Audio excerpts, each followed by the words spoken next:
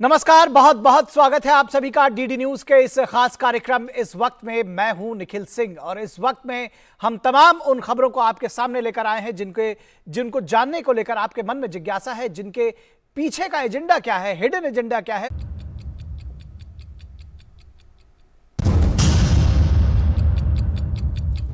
और बीजेपी लगातार हमलावर है। इस खबर को विस्तार से आपको दिखाते हैं। संसद के बजट सत्र के दूसरे चरण में आज एक बार फिर विपक्ष के हंगामे के कारण लोकसभा की कार्यवाही बाधित हुई। लोकसभा और राज्यसभा में विपक्षी सदस्यों का हिंडनबर्ग मुद्दे पर हंगामा आज भी जारी रहा और इस तरह से दोनों सदनों की कार्यवाही बार बार बाधित हुई और स्थगित की गई। वहीं बीजेपी ने राहुल गांधी पर ओबीसी समुदाय का अपमान करने के लिए एक बार फिर निशाना साधा है। सांसदों ने संसद भवन परिसर में वहीं बीजेपी संसदीय दल की बैठक हुई। इसमें पीएम नरेंद्र मोदी, जेपी नड्डा समेत पार्टी के कई वरिष्ठ नेताओं ने हिस्सा लिया और संसदीय दल की इस बैठक को प्रधानमंत्री नरेंद्र मोदी ने भी संबोधित किया। इसमें कई अहम फैसले भी लिए गए। बैठक के बाद अर्जुन राम मेघवाल ने बताया कि भारतीय जनता पार्टी 6 अप्रैल से 14 अप्रैल तक सामाजिक न्याय सप्ताह के रूप में मनाएगी। 15 मई से 15 जून तक एक महीने के लिए बीजेपी सरकार के 9 वर्ष पूरे होने पर भाजपा विशेष अभियान चलाएगी। इस बीच केंद्रीय मंत्री स्मृति ईरानी ने राहुल गांधी के बयानों को झूठ का पुलिंदा बताया। उन्होंने कहा कि राहुल गांधी ने देश और विदेश में झूठ बोला, संसद में भी राहुल गांधी ने झूठ बोला। चुनाव आयोग एक प्रेस कॉन्फ्रेंस को संबोधित कर रहा है। डिस्कस करेंगे, उनकी सारे व्यूज लेंगे, ऐसा हमने डिसाइड किया।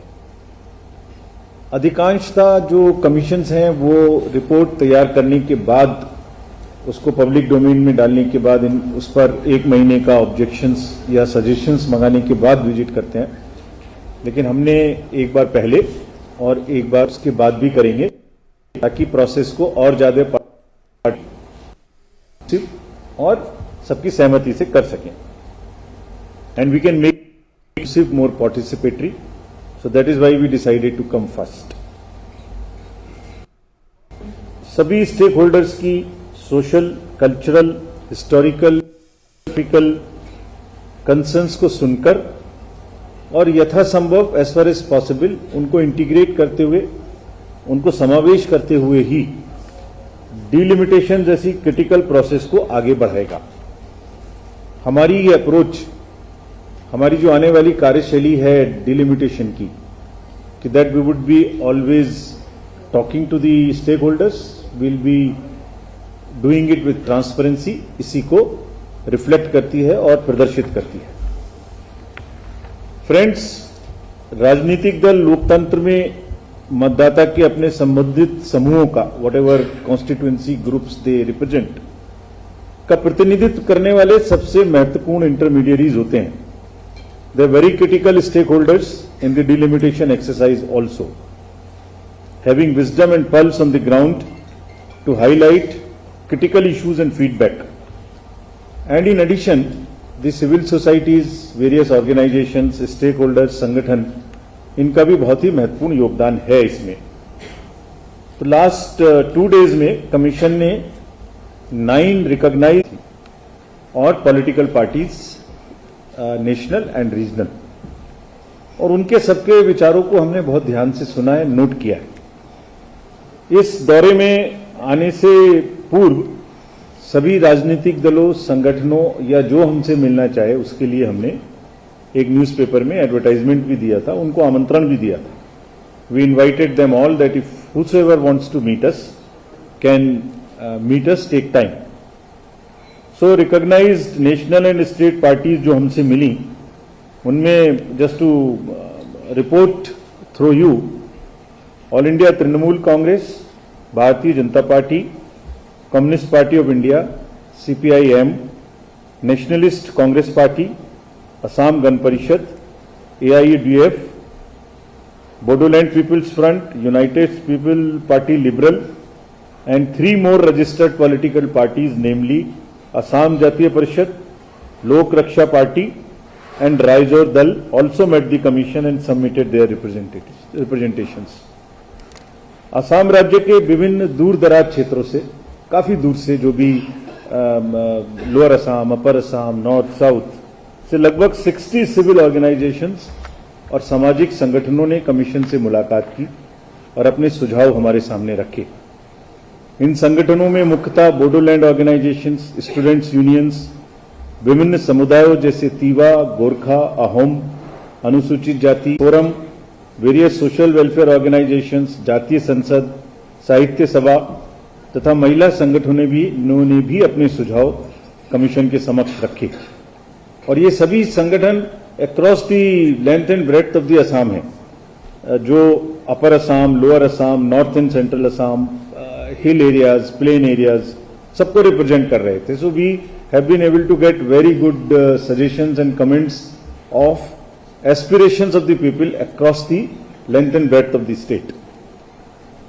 आपके माध्यम से इन सभी पार्टीज को और सभी संगठनों को हम अपना आभार व्यक्त करना चाहते हैं कि उन्होंने इसमें पार्टिसिपेट किया और हमें बहुत ही जो बहुत ही उनके दिल के मुद्दे थे वो हमें बताए, जिसको हम नोट कर सके. और and let me admit that there suggestions have greatly helped us. State के सीनियर सेक्रेटरी से भी बात की so that we can understand. और इसमें एक मुख्य बात ये थी, हमने जो डीएम्स डीसीज को कही है कि बहुत से लोग ऐसे हैं जो हमसे मिलने नहीं आ सके. They may not have a critical mass to have come to us. तो ऐसे लोग जो हमारे पास तक नहीं आ पाए हैं और उनके पास आते हैं, तो उनके क्या उनकी एस्पिरेशंस हैं, उनकी क्या सोचना है, ये अपने माध्यम से हमारे पास पहुंचाएं. So DCs have been directed to that to channelise the aspirations and the expectations of people who have not been able to come to us. So friends, अब आप जानना चाहेंगे कि जो लोग हमसे मिले उन्होंने मुख्यतः क्या क्या कहा. तो I want to report again through you what have been the broadly suggestions of the representations which we have received. I am just naming a few major ones, not going into individuals. उन्होंने कहा कि आप census 2001 की population figures क्यों ले रहे हैं, इसके बदले में लेटेस्ट सेंसस फिगर्स लीजिए. ये दिस वाज वन सजेशन. फिर ये भी एक सजेशन था कि आप जो अभी असेंबली और कॉन्स्टिट्यूएंसी का नंबर फिक्स रख रहे हैं, तो इस numbers are having conflict competing claims, some were in favor, some were in against, but I am saying these were the issues on which people spoke.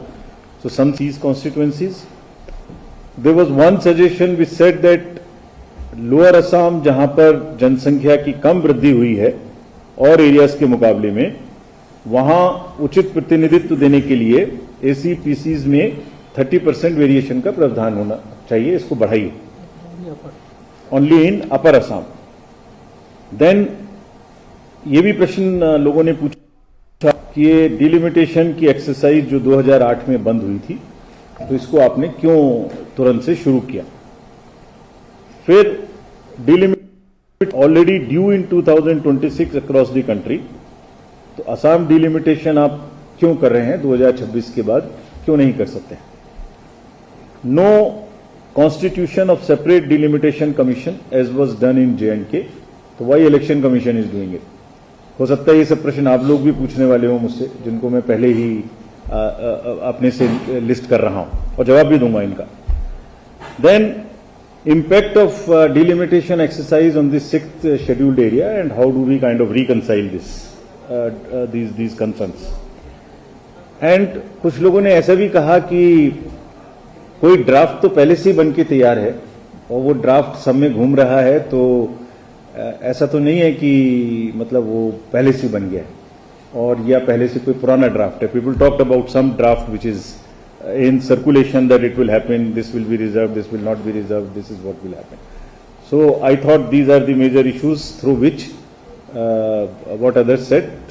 There were other representations which were very specific to the constituencies, that reserve this constituency for us, give us the representation, merge this block with this block so that our regional aspirations can get proper expression in the political process. So those I am not discussing, those are individual things, list would become very large. But these were broadly the issues which were raised. So friends, मैं अब इन बिंदुओं का जवाब भी आपको देने की कोशिश करता हूं. इससे पहले मैं डिलिमिटेशन एक्सरसाइज के फैक्चुअल डिटेल्स और हाइलाइट्स से आपको अवगत कराऊं.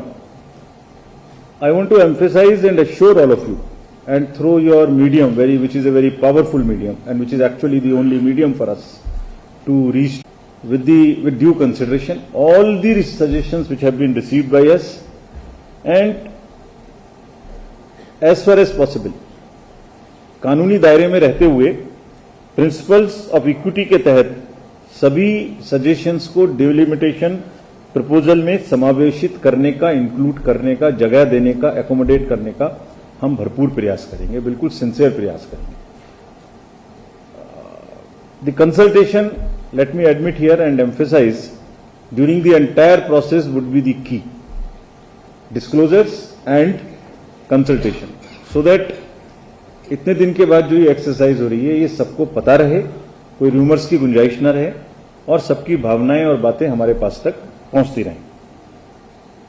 हम खुले दिमाग से with open mind we will consider all. So now I'll after this try and give answers to what questions have been raised. So first of all about why not a separate delimitation commission and why election commission is doing it. So friends, as you are aware, Assam का राज्य का परिसीमन delimitation act 2002 के तहत delimitation commission द्वारा शुरू किया गया था, जो कि प्रक्रिया के पूरा होने से पहले ही विभिन्न कारणों से subsection 1 of section 10 of the delimitation act 2002 के तहत प्रदत्त शक्तियों के अधीन डिफर कर दिया गया. You are all aware of this. Now the act provides that this deferment can be rescinded, that the delimitation exercise can start. The jurisdiction of the commission, why not delimitation commission, why the commission? The jurisdiction of the commission has been triggered by the 15th November 2020 request and letter of the Ministry of Law and Justice to start the process of delimitation under section 8A of the Representation of People's Act.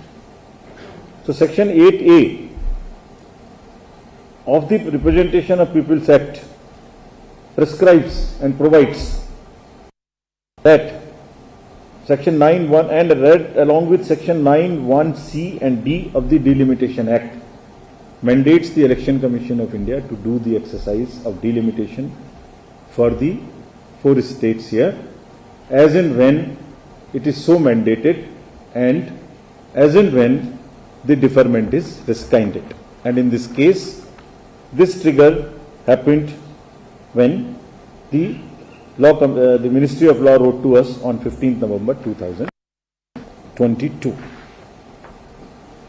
Section 8A was inserted with a particular objective, and the objective that whenever the section was inserted, and section 8A provides, I'll just quote this: if the President is satisfied that the situation and the conditions prevailing in the state of Arunachal Pradesh, Assam, Manipur or Nagaland are conducive for the conduct of delimitation exercise, the order rescind the deferment order issued under the provisions of section 10A of the Delimitation Act 2002 in relation to that particular state. So in relation to the state of Assam, this order has been rescinded, and therefore we have started our exercise. And language of subsection 2 says that as soon as may be after the deferment order in respect of the state. Friends, इस विषय में मैं आपको ये बताना चाहता हूं कि जो भी ये एक्सरसाइज है ये एग्जैक्टली कॉन्स्टिट्यूशनल और लीगल प्रोविजंस के अंतर्गत है और इसके बिना हो भी नहीं सकती है. It has to have a very strong legal base. Article 171 of the Constitution of India provides for the basis of census year. This is the Constitution article which provides for the basis of census year and readjustment of seats, the number of assembly and parliamentary constituencies will remain the same. Let me read this relevant provision for you. Article 170, subclause 3. Upon the completion of each census, please mark my word, each census, the total number of seats in the legislative assembly of each state and division of each state into territorial constituencies shall be readjusted. So after each census, it will be readjusted by such authority and in such manner as Parliament by law prescribe. So in this case, under this article, Parliament by law has prescribed Section 8A of Representations of People Act that it must be done by the Election Commission. So this is what it is. And secondly, so there are two parts to the delimitation. One is after every census redrawing the boundaries of the existing constituencies. This is what it provides. So this is exactly the exercise which is happening. And now, what this further provides, provided also that until the relevant figures for the first census taken after the year 2026, when people asked us कि आप 2026 के बाद क्यों नहीं कर रहे, so this is I am coming to the next step. Provided also that until the relevant figures for the first census taken after the year 2026, so 21 census is not yet complete, and it is not any other census. It is only the census which is taken after the year 2026. It shall not be necessary to readjust. जब 2026 के बाद में एक census आ जाएगा तो फिर readjustment the total number of seats in the legislative assembly of each state as readjusted on the basis of 1971 census, it will not be necessary. The division of such state into territorial constituencies as may be readjusted on the basis of 2001 census under this clause. So it is exactly what we are taking the exercise strictly as per the constitutional and legal provisions in which we have no say, in which nobody has a say. So friends, विधानसभा की इस प्रकार 126 और लोकसभा की 14 सीटें निर्धारित रहेंगी और इन्हीं के भीतर एग्जिस्टिंग लीगल कॉन्स्टिट्यूशनल फ्रेमवर्क में we will only in the first phase readjust the boundaries. तो लोकसभा और विधानसभा असम में के क्षेत्रों के परिसीमन पर चुनाव आयोग की प्रेस कॉन्फ्रेंस थी. मुख्य चुनाव आयुक्त राजीव कुमार ने बताया कि उन्होंने विभिन्न जो हितधारक थे उनसे बात की है और इस पर परिसीमन की जो प्रक्रिया है वो कानून के दायरे में होगी. और बढ़ते अपनी खबर की तरफ, विपक्षी एकता में कांग्रेस का नया संकल्प. आखिर क्या है ये नया संकल्प और कांग्रेस क्या कुछ नया संकल्प लेकर आगे बढ़ना चाहती है, लेकिन जो उसके साथ में क्षेत्रीय दल है वो कैसे उसका साथ नहीं देते हुए दिख रहे हैं. हंगामे के बीच में कांग्रेस पार्टी के अध्यक्ष मल्लिकार्जुन खड़गे की जो डिनर पार्टी रही उसमें कांग्रेस एक नया संकल्प लेकर आई और इसमें पार्टी इस प्रस्ताव को विपक्षी एकता का सूत्र बता रही है. उसका कहना है कि इस डिनर पार्टी में बहुत सारे लोग आए थे तो विपक्षी एकता का सूत्र रहा है. 17 दलों की इस बैठक से शिवसेना उद्धव ने अपने को दूर रखा था और राहुल गांधी के सावरकर पर दिए गए बयान से नाराजगी जताई थी. कांग्रेस पार्टी अब किसी संवेदनशील मुद्दे पर ऐसी प्रतिक्रिया नहीं देगी जो किसी क्षेत्रीय पार्टी की भावना से जुड़ी हो, यह कहना है कांग्रेस पार्टी का. गांधी माफी नहीं मांगते, मैं सावरकर नहीं हूं कि राहुल गांधी के बयान पर बीजेपी ने वीर सावरकर का इसे अपमान. महाराष्ट्र में कई संगठनों ने इस पर नाराजगी जाहिर की थी. इस पर उद्धव ठाकरे को भी स्टैंड लेना पड़ा था. इस बीच वीर सावरकर के पोते रंजीत सावरकर ने राहुल गांधी को खुली चुनौती दी है कि वे सावरकर के माफीनामे का कोई सबूत दिखाएं या फिर कोर्ट का सामना करें. सावरकर के पोते ने राहुल गांधी के विवादास्पद बयान के बाद उद्धव ठाकरे से कहा कि अगर वो वीर सावरकर का सम्मान करते हैं तो राहुल गांधी से माफी मंगवाएं. कांग्रेस के डिनर पार्टी को लेकर टीएमसी ने साफ किया है कि ममता दीदी सिर्फ राहुल के निष्कासन के मामले में उनके साथ है. 2024 के चुनाव से इसका कोई लेना देना नहीं है और इसका ऐलान वो पहले ही कर चुकी हैं कि वो अलग चुनाव लड़ेंगी. तो इसको सिर्फ इसी मामले से जोड़कर देखा जाना चाहिए. उधर नीतीश कुमार कांग्रेस पार्टी सहित महागठबंधन का नेतृत्व करते हैं, लेकिन राहुल के निष्कासन के मामले पर वो बिल्कुल चुप है. ड्राइविंग सीट को लेकर क्षेत्रीय पार्टियां अपनी नसीहत पहले भी दे चुकी हैं, समाजवादी पार्टी और दूसरी पार्टियां आरजेडी. सवाल यह है कि अदालती फैसले को अदालत में चुनौती देने के बजाय कांग्रेस पार्टी इसे राजनीतिक लड़ाई बना रही है. लेकिन क्या राहुल को हीरो बनाने की एक कोशिश अन्य दलों को मंजूर है, ये एक बड़ा सवाल है कि क्या इस पूरे मुद्दे पर जो अन्य दल हैं वो राहुल गांधी के साथ में है कि नहीं, कांग्रेस पार्टी के साथ में है कि नहीं। और भारत के महान क्रांतिकारी और स्वतंत्रता सेनानी विनायक दामोदर सावरकर पर राहुल गांधी द्वारा दिए गए बयान की चौतरफा निंदा हो रही है। वीडी सावरकर के पोते रंजीत सावरकर ने कहा है कि राहुल गांधी को बयान पर माफी मांगनी चाहिए और अगर वे ऐसा नहीं करते हैं तो वे उनके खिलाफ प्राथमिकी दर्ज कराएंगे। राहुल गांधी है कांग्रेस को माफी मांगने को मजबूर कर सकते हैं, तो उन्होंने वो मांग करना चाहिए। अगर वो सावरकर का सम्मान करते हैं तो उन्होंने ये इस बोलना ही ये नहीं है, उन्होंने उस पर कार्रवाई करना भी आवश्यक है। राहुल गांधी हर बार जब अपमान करते हैं तो हमने उस पर कानूनी कार्रवाई की है। बीच में महाराष्ट्र में उन्होंने जो स्टेटमेंट किया था उसके अगेंस्ट पुलिस केस भी मैंने की है। 5 साल पहले मैंने भोईवाड़ा कोर्ट में जुड़े हुए हैं। दरअसल 2 खास मेहमान और हमारे साथ में हमारे संपादकीय सलाहकार भी जुड़ेंगे इस पूरी खबर पर। हमारे साथ में इस पूरी खबर पर बातचीत करने के लिए बीजेपी की तरफ से इस पूरी खबर पर हमारे साथ जुड़े हुए हैं। विनोद मिश्रा, आपके साथ अगर हम इस पूरी खबर की शुरुआत करना चाहें या एक फील लेना चाहें कि क्या आपको लगता है कि कहीं ना कहीं राहुल गांधी के जो डिस्क्वालिफिकेशन है, इस पूरे मुद्दे को जो विपक्ष के दूसरे लोग हैं, जो कथित तौर पर उनके सहयोगी जिनको कांग्रेस बता रही है, वो कहीं ना कहीं इसको भुनाना चाहते हैं कि अगर राहुल गांधी इस पूरी जिस ड्राइविंग सीट की बात हो रही है अगर वो उससे हटेंगे या हटते हुए दिखते हैं तो कम से कम उनके लिए एक मौका मिलेगा। तो कहीं ना कहीं विपक्ष में भी लोग अवसर ढूंढ रहे हैं। निखिल, मैं सबसे पहले आपके जो रिपोर्ट है मैं उसी पे आता हूँ, जो वीर सावरकर को लेके राहुल गांधी का ये चल रहा है जी। तो ये एक तरह से आप ये कहें कि ये कांग्रेस का फ्लिप फ्लॉप है। ये फ्लिप फ्लॉप मैं इसलिए कह रहा हूँ कि एक वीर सावरकर को लेके कांग्रेस ने अपना अलग अलग समय में कैसे कैसे स्टैंड बदला है और किस तरह से आप ये देखिए कि परसों तरसों से राहुल गांधी के ट्वीट और कांग्रेस के ट्वीट में ये आया कि डरना मना है। और ये डरना मना है का ये ट्वीट आता है और ये जो पहला उसके बाद ट्वीट आता है अदालती कार्रवाई के बाद, सूरत की अदालत के फैसले के बाद, तो वो साफ साफ कहते हैं कि वो गांधी हैं, सावरकर नहीं है, माफ़ी का सवाल ही नहीं है।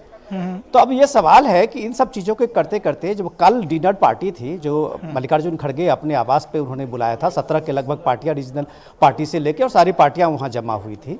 तो एक तरह से मल्लिकार्जुन खड़गे का वो एक अभियान था, वो प्रोजेक्शन था कि विपक्ष की एकता है, जो राहुल गांधी के खिलाफ में जितनी भी चीज़ें हो रही है उसके लिए कि वो पॉलिटिकल बैटल बनाना है और राहुल गांधी को एक तरह से वो प्रोजेक्शन एक हीरो के रूप में करते आ रहे हैं, जो आपने अपनी रिपोर्ट में बताई है। अब सवाल ये है कि आखिर अगर ये डरना मना है तो फिर शिवसेना के दबाव में या शिवसेना के बाइकआउट करने के कारण आपने क्यों इन चीज़ों को प्रस्ताव में लाया और इस एक तरह से आप एक रिजोल्यूशन लिया है कि आगे से कांग्रेस किसी भी इस तरह के जो सेंसिटिव इश्यू हैं, जिस सेंसिटिव इश्यू को लेके कोई क्षेत्रीय पार्टियां आहत होती है, उनकी भावना आहत होती है, उसका जिक्र वो कभी भी पब्लिक डिस्कोर्स में या ऐसी चर्चा में नहीं करेंगे।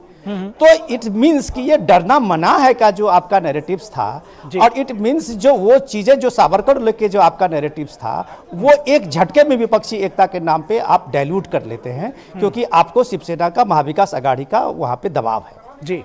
अब रही बात दूसरी बात कि ये वीर सावरकर को लेके आप देखिए ये कितनी बार ये फ्लिप फ्लॉप है। ये कल से हम लोग इस चर्चा को देखते रहे हैं।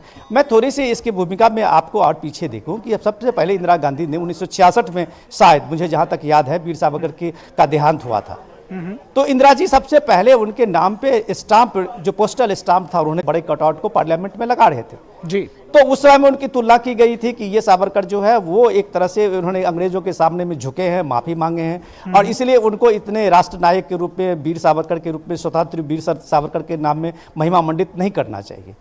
ऐसे उनको टू नेशन थ्योरी के जनक में जिन्ना के साथ खड़ा कर देते हैं। तो ये जो कांग्रेस की अलग अलग थ्योरी, अलग अलग फ्लिप फ्लॉप है, उसको आप देखिए कि हर बार वो जब भी वही भी महाराष्ट्र के भारत जोड़ो यात्रा में आप देखिए कि राहुल गांधी जब उन्होंने मेक इन इंडिया को रेप इन इंडिया बताया था और लोगों ने माफी मांगने की बात कही थी तो उन्होंने कहा मैं सावरकर नहीं हूं। तब भी महाराष्ट्र विकास आघाड़ी ने इसका विरोध किया था और वहां ये बात उठी थी। वही रंजीत सावरकर जो कह रहे हैं वो वही एक केस का ये हवाला दे रहे थे। उन्होंने तब भी कोर्ट में इसकी अवमानना की बात की थी और वो बात कार्रवाई अभी चल रही है। चलिए तो सवाल ये है निखिल, मेरा सवाल ये है कि आप इतने एक महान नायक उसको लेके आप अपने अपने खेमे में एक नैरेटिव्स देते हैं और किसी एक एपीजमेंट पे उसको ले जाते हैं, तो जाहिर सी बात है कि ये आपकी पार्टी के लिए और व्यक्तिगत रूप से आपको उसके लिए एक नुकसान उठाना जी पड़ता निश्चित तौर पर नुकसान है। और कितना नुकसान है विजय कौशिक जी इसको बताएंगे। विजय कौशिक जी सेंटिमेंट्स का ध्यान रखेंगे, आगे से ऐसे बयान नहीं आएंगे। तो एक तरफ तो कहते हैं कि माफी नहीं मांगेंगे और दूसरी तरफ उसी तरफ जाते हुए दिखते हैं, क्योंकि सबको साथ लेकर चलना है। निखिल भाई, सबसे पहले तो मैं आपको स्पष्ट कर दूं कि राहुल गांधी जी किसी डर की वजह से कोई राहुल गांधी जी ने कोई नई बात तो नहीं कही है, लेकिन इतिहास को लेकर भी कई मतभेद हैं समाज के अंदर। जैसे इसमें भी कोई शक नहीं है कि सावरकर जी ने इस देश की लड़ाई लड़ी, उन्होंने किस तरह से अपनी सजा काटी काले पानी की, और लेकिन इतिहास में है महंगाई है, बेरोजगारी है, उन मुद्दों पर हमें ज्यादा फोकस करना चाहिए। तो ये मैं आपको स्पष्ट कर रहा हूं कि कांग्रेस पार्टी ने निर्णय किसी के दबाव में नहीं लिया है, बल्कि इतिहास के साक्ष्यों में जो गड़बड़ झाला है। हमने पहले भी भाजपा सरकार से कहा था, राहुल गांधी बोलेंगे पूरा देश बोलेगा, भाई जो नहीं, क्योंकि फिर ये चर्चा बहुत लंबी होगी। और अब जो रंजीत सावरकर ने दावा किया है दरअसल कि वो कोई भी डॉक्यूमेंटेड एविडेंस दिखाएं, और वो उस पर कोर्ट भी जाने के लिए कह रहे हैं। बहरहाल वो स्वतंत्र हैं, लेकिन मैं आपके सवाल का जवाब नहीं, आपके सवाल का जवाब सतीश लखेड़ा जी से लूंगा। जी सतीश लखेड़ा जी ये कह रहे हैं किसी तरह का दबाव नहीं है, जबकि ऐसा लगता है कि जब ये बयान आया उसके बाद जो उद्धव ठाकरे की जो प्रतिक्रिया थी उस पर कहीं ना कहीं दबाव में है, और दबाव में ममता बनर्जी से लेकर के और अखिलेश यादव से लेकर के जो तमाम विपक्ष के जो बयान हैं उनको लेकर के भी कांग्रेस दबाव में है। निखिल जी, जो कांग्रेस ने देखिए वीर सावरकर को लेकर कितना अपमान किया। अरे जिस व्यक्ति ने 1901 में 1966 में पार्लियामेंट में हमारी कई नेताओं ने जो राष्ट्रवादी विचारधारा के, उन्होंने कहा कि सदन में शोक होना चाहिए, उन्होंने कहा नहीं ये संसद के सदस्य नहीं थे, मगर जब चर्चिल की मौत हुई तो भारत की संसद में हुआ, उनके साथ लगातार अपमान हुआ। और 2019 में अशोक गहलोत की सरकार ने राजस्थान वहां मुंबई में उसमें 10,000 रुपए का व्यक्तिगत अंशदान दिया, प्रशंसा की। इसलिए आज जिस तरीके से उनके एक गठबंधन के साथी ने किया, यहां बाल ठाकरे जी के द्वारा सदैव कांग्रेस की इस नीति का विरोध किया गया, मगर आज गठबंधन के बाद पहली बार कांग्रेस की ये दुर्गति हो गई है कि उनका स्टैंड जिस तरीके से बदला है। नहीं तो मौत के बाद भी उस व्यक्ति को, और जीवन के समय भी और जीवन के बाद भी अपमानित किया गया। और जानकारी के लिए बता दूं, जो हमारे तिरंगे के बीच में जो चक्र है, धर्म चक्र, वो वीर सावरकर जी का सुझाव था, जिसको भारत के प्रथम राष्ट्रपति डॉक्टर राजेंद्र प्रसाद ने माना, और आज वो चक्र हमारे झंडे पर लहराता है। इसलिए ऐसे विजन का, ऐसे व्यक्ति का, इतने उच्च कोटि के वीर का बार बार अपमान करेंगे और नेहरू जी के बलिदान को सतीश जी सवाल ये भी है, सतीश जी सवाल ये भी है कि इस पूरे प्रकरण में क्या कहीं ना कहीं कांग्रेस पार्टी एका बनाने में सफल होती हुई दिख रही है, या सिर्फ वो राहुल गांधी के इस डिस्क्वालिफिकेशन पर तमाम लोग सामने आए थे, जैसा कि ममता बनर्जी और दूसरे जो दावा कर रहे हैं? ये छोटे मोटे गठबंधन हो सकते हैं, जैसे वामपंथ की तरफ वो हाथ बढ़ा रहे हैं, मगर पिनरई विजयन केसीआर के साथ जाते हैं, इनको नहीं बुलाया जाता है। तो 5-6 अभी ये चुनाव 2024 तक कई प्रधानमंत्री पद के इच्छाधारी दिखाई देंगे, जहां कांग्रेस।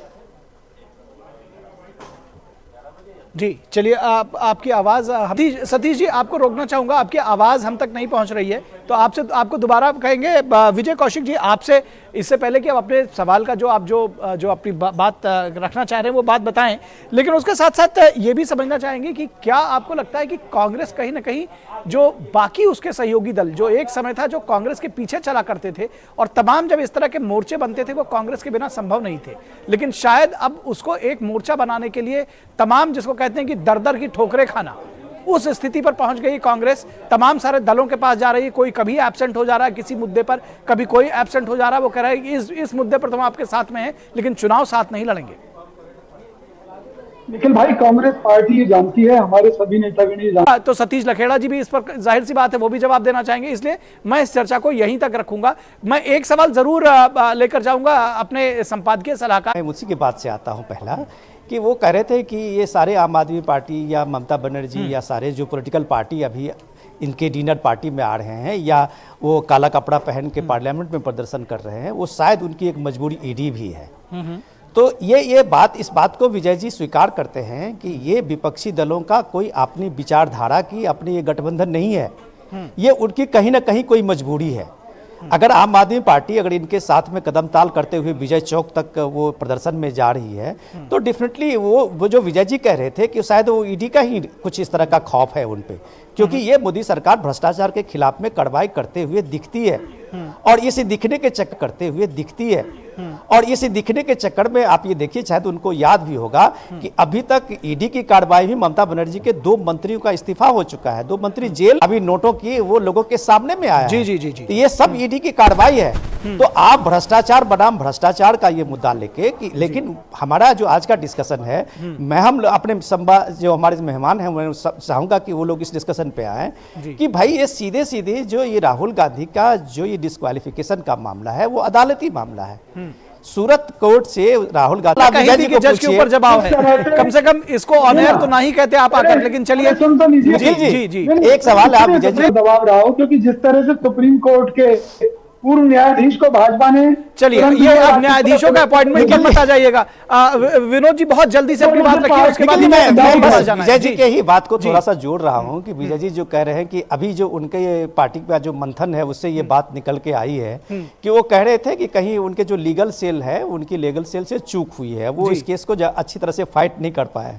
अब ये उनको बताइए कि 1 हफ्ते हो गए हैं सेशन कोर्ट के उस फैसले को आए हुए और कांग्रेस पार्टी अभी तक कहीं अपील नहीं की कि जहां उनके पास इतने ऑप्शन है कि सेशन कोर्ट में अपील में जा सकते हैं, फिर वो हाई कोर्ट आ सकते हैं, वो सुप्रीम कोर्ट तक जा सकते हैं। ये कानूनी प्रक्रिया में आने के बहाना में वो कहते हैं कि वो अभी तक ट्रांसलेशन नहीं हुआ। जी जी जी जी जी। और वो ये बात जवाब ले लेते हैं सतीश लखेड़ा जी से। आपकी बात समझ गए विनोद जी, दरअसल जो आप प्रश्न उठा रहे हैं वही सवाल कहीं ना कहीं घुमा फिरा करके कई बार और सीधे सीधे तौर पर उठाया गया है और बीजेपी लगातार इस पर कहती भी रही है। सतीश जी, जो सवाल इन्होंने अभी उठाए विजय जी ने, उन्होंने कहा जज की के ऊपर भी एक शंका व्यक्त की और कहा हमारे वकील वहां नहीं थे। जिस तरह से अभी विनोद जी बता रहे हैं कि 1 हफ्ता बीत गया, अभी तक अदालत में उस जो ट्रांसलेशन है गुजराती में उसका अभी तक कांग्रेस जो है उसका ट्रांसलेशन ही कर रही है।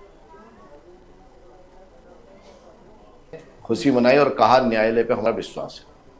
मगर राहुल गांधी जी पर जब कार्रवाई हो गई तो कांग्रेस के राष्ट्रीय अध्यक्ष मल्लिकार्जुन खड़गे साहब ने कहा कि बार बार जज बदले गए, हम इस मामले की तह में जाना चाहते हैं। न्यायपालिका को अपने नाते ही अगर कांग्रेस के शासनकाल को देखा है कि इंदिरा गांधी जी ने इलाहाबाद कोर्ट के फैसले अपने पक्ष में न आने पर देश में आपातकाल लगा दिया जी, इसलिए वोट बैंक को लेकर साहबानो मामले को बदल दिया। कांग्रेस पार्टी जितने नेता, राहुल गांधी क्या यहाँ पे पहली बार कांग्रेस पार्टी को लगा है कि जिस तरह से उन्होंने मदमस्त हाथी की तरह कुचलते हुए विचारधाराओं का अपमान किया, संस्थानों का अपमान किया, वो अब सामने आ रहा है। अब एक लाइन वीर सावरकर पे नहीं बोल सकती कांग्रेस। अगर उन्हें देश में राजनीति करनी है तो देश के वीरों का सम्मान करना पड़ेगा। ये वो युग प्रारंभ हो चुका है और कम से कम कांग्रेस को आईना दिख गया है। चलिए इस चर्चा को यहीं विराम दे देंगे। सतीश लखेड़ा जी बहुत शुक्रिया आपका, विजय कौशिक जी आपका शुक्रिया और विनोद मिश्रा जी आपका भी शुक्रिया हमारे साथ जुड़ने के लिए और चर्चा को आगे बढ़ाने के लिए। बहुत शुक्रिया आप सभी का। और यहां रुकेंगे एक ब्रेक के लिए और ब्रेक के बाद जब वापस लौटेंगे तो आपको बताएंगे कि राइट टू हेल्थ ये अशोक गहलोत का जन औषधि केंद्रों पर मिलने वाली दवाओं की कीमत बाजार में 50% से 90% तक उसकी कीमत कम होती है। भारतीय जन औषधि परियोजना के अंतर्गत अब तक देश भर में हजारों जन औषधि केंद्र खोले जा चुके हैं, जहां पर स्वास्थ्य सेवाएं ठप है और इसके पीछे डॉक्टर्स के अपने कारण हैं, उनके अपनी वजह है। डॉक्टर्स के एसोसिएशन का मानना है कि किसी मरीज की इमरजेंसी कैसे और कौन तय करेगा। नौकरशाही की दखल बढ़ेगी और डॉक्टर्स प्रताड़ित होंगे। प्राइवेट डॉक्टर्स का मानना है कि अशोक गहलोत चुनाव के लिए इसे कार्ड के रूप में देखते हैं, लेकिन बिल कौन भरेगा इस पर वो खामोश है। अशोक गहलोत ने आज उच्च स्तरीय बैठक करके आरटीएच में डॉक्टर्स के हित की बात की है और उन्हें काम पर वापस लौटने की अपील की है। लेकिन सवाल यह है कि राज्यों में राइट टू एजुकेशन भी चल रहा है। क्या सभी बच्चे स्कूल जा रहे हैं? क्या सरकारी स्कूलों में शिक्षकों की नियुक्ति उसी अनुपात में हुई है?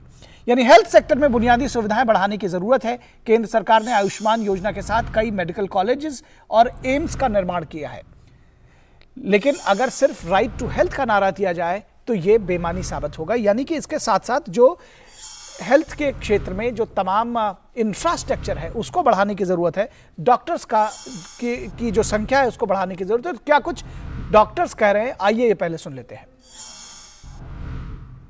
सरकार आरटीएच बिल को विड्रॉ करे या आंदोलन तुरंत खत्म हो जाएगा। अगर बिल विड्रॉ नहीं होता है तो आंदोलन चलता रहेगा और हर दिन उग्र होता जाएगा। और राजस्थान से भाजपा नेता राजेंद्र राठौड़ का क्या कहना है, आइए ये भी सुनते हैं।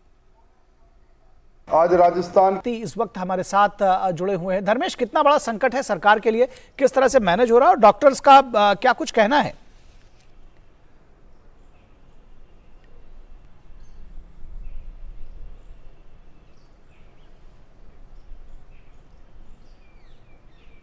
देखिए निखिल, जहाँ तक चिकित्सा सेवाओं का सवाल है राजस्थान के अंदर वो पूरी तरीके से इस वक्त ठप है, क्योंकि जो निजी चिकित्सालय हैं उनके साथ साथ सरकारी डॉक्टर भी उनके समर्थन में आ गए हैं।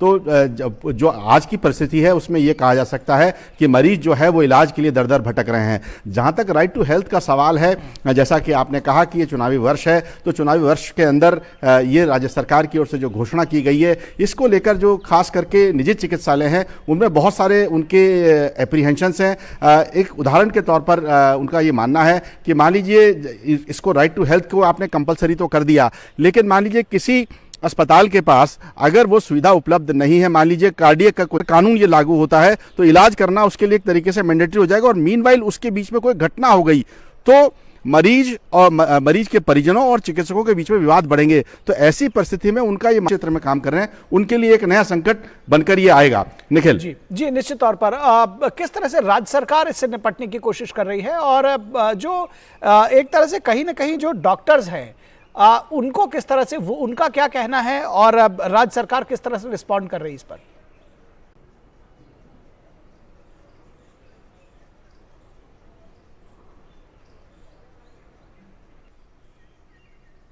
देखिए, चिकित्सकों का जब से इस बिल के बारे में चर्चा शुरू हुई थी वो उसी दिन से उसका विरोध कर रहे हैं, और उनका कहना ये है कि ये हम पे इस बिल को जो है राइट टू हेल्थ का जो बिल है ये नहीं लाया जाए। वो डे वन से इसका विरोध कर रहे हैं। जहां तक राज्य सरकार का सवाल है, राज्य सरकार ने संवाद करने का तो प्रयास किया, लेकिन जो उनके एप्रीहेंशंस हैं या उनके मन में जो संदेह है इस पूरे बिल को लेकर, वो कहीं ना कहीं अभी तक उन राज्य सरकार और चिकित्सकों के बीच, तो अभी जो राज्य सरकार और चिकित्सकों के बीच का जो गतिरोध है उसमें कोई समाधान हाल फिलहाल होता नजर नहीं आ रहा है। जी निश्चित तौर पर तो ये एक बड़ी समस्या है, और कहीं ना कहीं इसके राजनीतिक निहितार्थ, राजनीतिक मायने भी निकाले जा रहे हैं। और एमएलए कोर्ट का बड़ा फैसला आया है, माफिया अतीक अहमद को उम्र कैद की सजा दी गई है।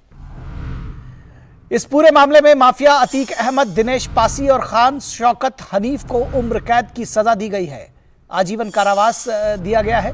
तीनों दोषियों को 1-1 लाख रुपए के जुर्माने की सजा सुनाई गई है। इसके साथ साथ और जुर्माने की रकम उमेश पाल के परिवार को दी जाएगी। माफिया अतीक अहमद के भाई अशरफ समेत 7 आरोपियों को सबूतों के अभाव में बरी कर दिया गया है। इस पूरे मामले में 11 आरोपी थे, जिनमें से 1 की मौत हो गई थी। 7 आरोपियों को बरी किया गया है, 3 को सजा सुनाई गई है। 17 साल पुराना मामला है, और इसमें माफिया अतीक अहमद और उसके 2 अन्य सहयोगियों को उनके किए के लिए सजा दी गई है। इस केस में 28 फरवरी 2006 को अतीक अहमद और अशरफ ने उमेश पाल का अपहरण कराया था, ऐसा कहा जा रहा था, यह आरोप था। अशरफ फिलहाल इसमें बरी किया गया है। उमेश पाल को मारपीट करने के बाद परिवार समेत जान से मारने की धमकी देते हुए कोर्ट में जबरन को सुप्रीम कोर्ट से भी राहत नहीं मिली। उमेश पाल अपहरण मामले में प्रयागराज के एमपी एमएलए कोर्ट में आज अतीक अहमद और उसके भाई अशरफ अहमद को पेश किया गया। इसके लिए माफिया अतीक अहमद को कड़ी सुरक्षा के बीच गुजरात की साबरमती जेल से उत्तर प्रदेश लाया गया था।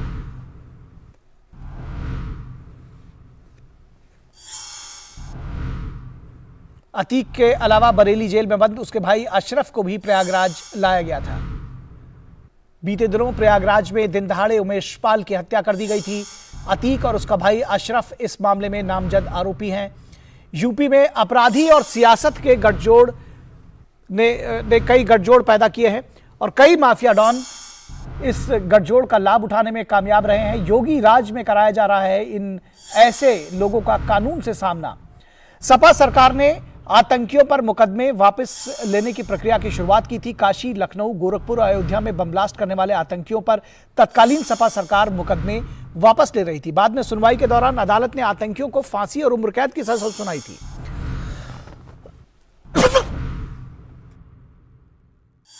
सत्ता हासिल करने और वोट बैंक की राजनीति कर अतीक अहमद और उसके 2 अन्य सहयोगियों को उम्र कैद मिली है और तमाम लोग इस पर जो लोगों की प्रतिक्रिया आई है उन्होंने खुशी जाहिर की है। उनका कहना है कि अतीक अहमद को उसके किए की सजा मिली है। और अब वक्त है देश हित का।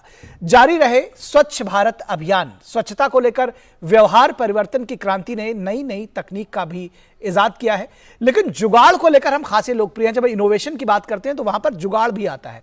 इस कड़ी में जुगाड़ से सड़क साफ करने की यह तकनीक आपको प्रेरित भी कर सकती है। आप भी देखिए और हमें दीजिए इजाजत। नमस्कार।